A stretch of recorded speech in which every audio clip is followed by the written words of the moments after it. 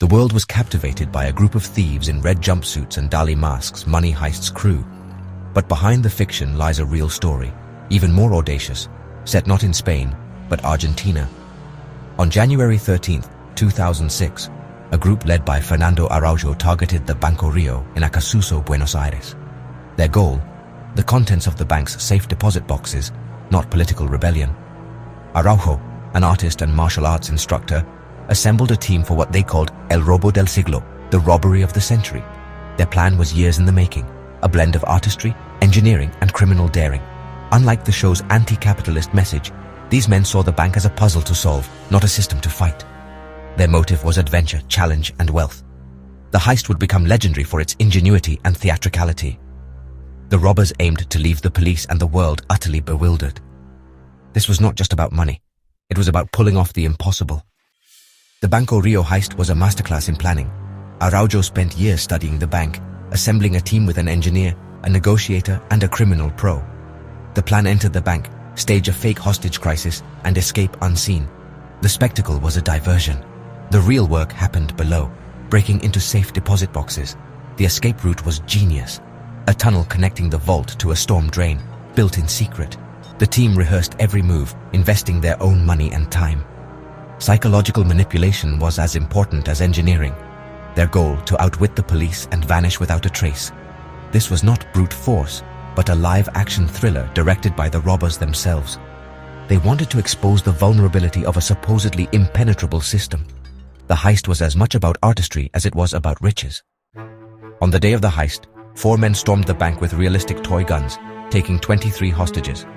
Police and media swarmed the scene, believing they faced a dangerous standoff. Vitet Selanes, the negotiator, played his role to perfection, stalling for hours. Meanwhile, the real action was underground.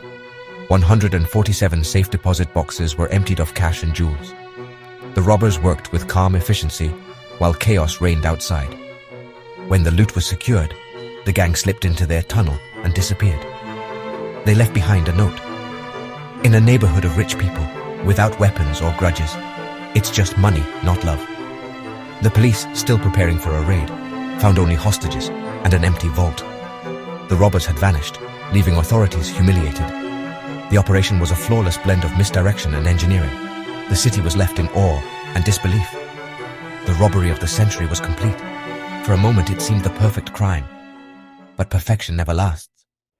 Money Heist drew clear inspiration from the Banco Rio job. Both used a hostage crisis as a diversion, with a charismatic negotiator at the center. The real robbers' use of toy guns and non-violence echoes the show's philosophy. But the TV series adds political rebellion and larger-than-life drama. The real heist was about personal challenge and artistry, not revolution. The show's crew are outcasts with grand ideals. The real team were middle-class thrill-seekers. Money Heist exaggerates the scale and complexity, turning a clever escape into a global spectacle. The real robbers kept a professional distance from hostages. The show blurs lines between captor and captive. The humane, theatrical bank robber became a pop culture icon. Reality provided the blueprint, fiction made it myth. The perfect crime unraveled thanks to a scorned lover who tipped off police. One by one, the gang was arrested, some of the loot was recovered, but millions vanished. The robbers became celebrities, openly discussing their plan and serving surprisingly short sentences. Today, Araujo is an artist. Vitet Selanes runs a jewelry shop in Uruguay. Their legend endures. Heist stories tap into our fascination with outsmarting the system. We root for those who use brains over brawn, who challenge authority with creativity. The non-violent nature of the Banco Rio heist makes it easy to romanticize. Money Heist amplified the real story, adding ideology and drama for a global audience. The real crime proved such audacity was possible.